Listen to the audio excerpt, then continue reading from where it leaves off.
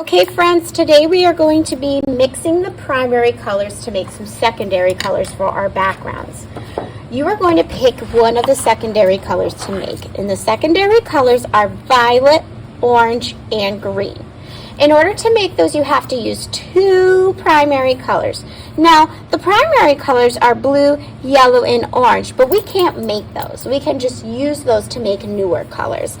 So I wanted to make violet or purple. So what two colors are between purple? Great, blue and red. So I would need those two colors to make my purple. So you're going to go on your paint palette, find the colors you're using, dip your brush in some water to get the paints to work, ballerina toes, hold it by the gripper. I am going to start with my blue first. Now friends, you might ask, well, why would we need to make purple if we can just use a paint that is already purple? Well, sometimes artists don't always have the colors they need, so they have to mix colors to get what they want.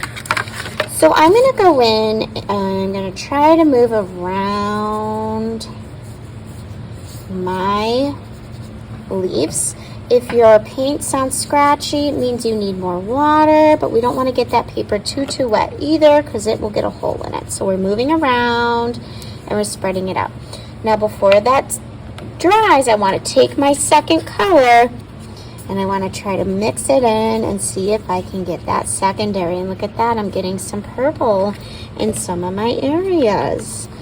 All right, so I'm going to keep going and I'm going to go back and forth between my red and blue because those are the colors I picked.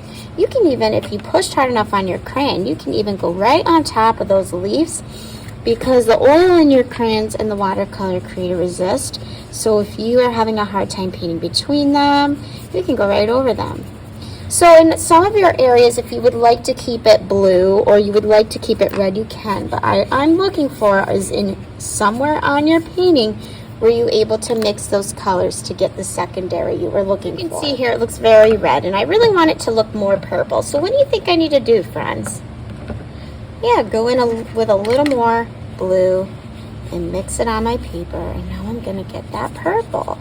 So sometimes this purple can look a little dark and that's just because of the type of blue and red we're using, but that's okay. We're still making purple. Okay, friends, that's looking done. As you can see, I have some areas where I made purple, some areas where I have more red and blue. As long as somewhere on your paper you were able to mix the two primaries to make your secondary.